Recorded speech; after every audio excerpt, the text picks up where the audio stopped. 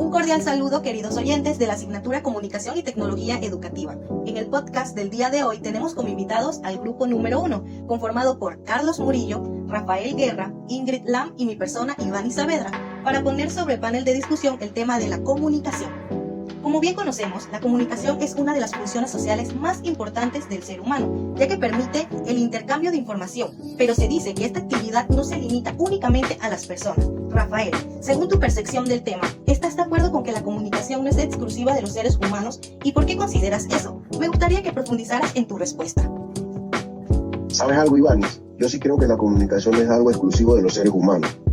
A veces pensamos que solo nosotros nos comunicamos porque hablamos, usamos palabras o escribimos mensajes, pero si lo vemos más a fondo, comunicar es simplemente transmitir información y eso lo hacen muchos seres vivos, no solo nosotros. Por ejemplo, las abejas hacen una especie de baile para decirle a las demás dónde hay flores con néctar. Otro ejemplo que te puedo mencionar son los delfines, que mandan sonidos súper complejos para reconocerse entre ellos o para organizar cuando cazan en grupo. Y hasta las plantas pueden liberar químicos para avisarle a otras que hay una amenaza cerca, como una plaga o un insecto que le está causando daño. Obvio, nosotros los humanos tenemos un lenguaje más elaborado, con símbolos, emociones y todo un contexto cultural detrás, pero si vamos a la esencia, la base es la misma: compartir información para sobrevivir, para adaptarnos, para conectar con otros.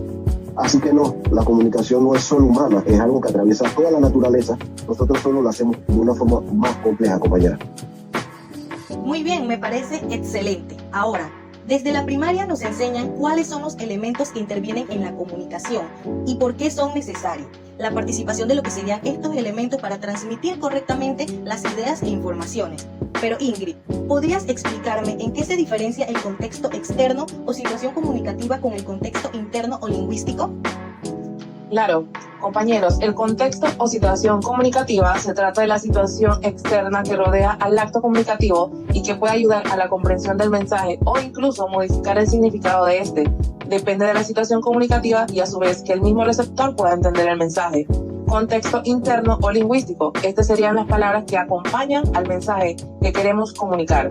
Ambos contextos interactúan para que la comunicación sea efectiva. Sin un adecuado contexto comunicativo, el mensaje podría ser malinterpretado. Y sin un adecuado contexto lingüístico, el mensaje podría carecer de claridad, compañeros. Muy bien, me encantó tu respuesta. Ahora, Carlos, tengo una pregunta para ti.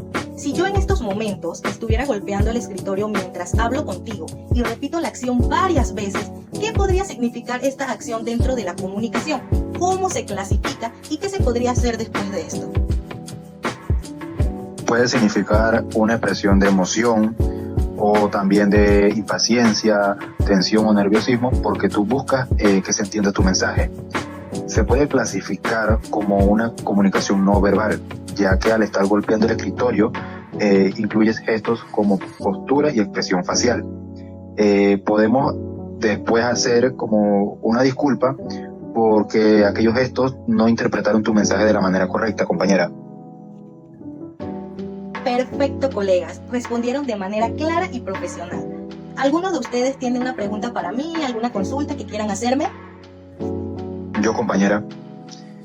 ¿Qué tal si nos explicas de qué trata la comunicación verbal y no verbal? ¿También podrías darnos unos ejemplos de cómo se utilizarían en el aula de clases como futuros docentes? Ok, Carlos, gracias por tu pregunta. Respondiendo a ella, debemos tomar en cuenta que existen dos tipos de comunicación, la comunicación verbal y la no verbal. La comunicación verbal sería el uso de palabras, como de manera hablada o escrita.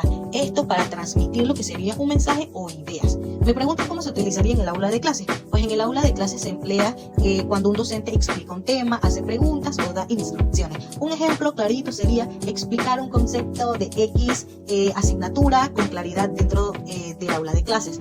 También podría ser leer en voz alta el tema que se está desarrollando o dar una retroalimentación oral a los estudiantes. Ahora, pasando a lo que sería la comunicación no verbal, hay que dejar claro que toda aquella comunicación que se da sin palabras. ¿Qué quiere decir esto? Que es por gestos, expresiones, posturas, incluso el tono de la voz. Debemos cuidar el tono con el que nos referimos a los estudiantes o el tono con el que damos nuestras clases. Esta forma de comunicación, ¿por qué se da? Para complementar o reforzar el mensaje verbal que se está dando.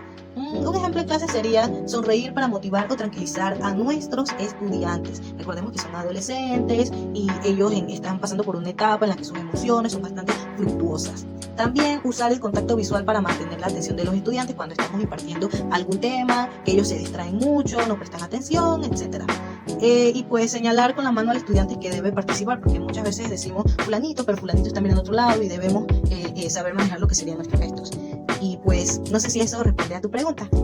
Compañeros, creo que estamos un poquito pasaditos del tiempo, así que vamos a ir finalizando lo que sería nuestro podcast. Gracias a todos nuestros oyentes por permanecer aquí junto a nosotros.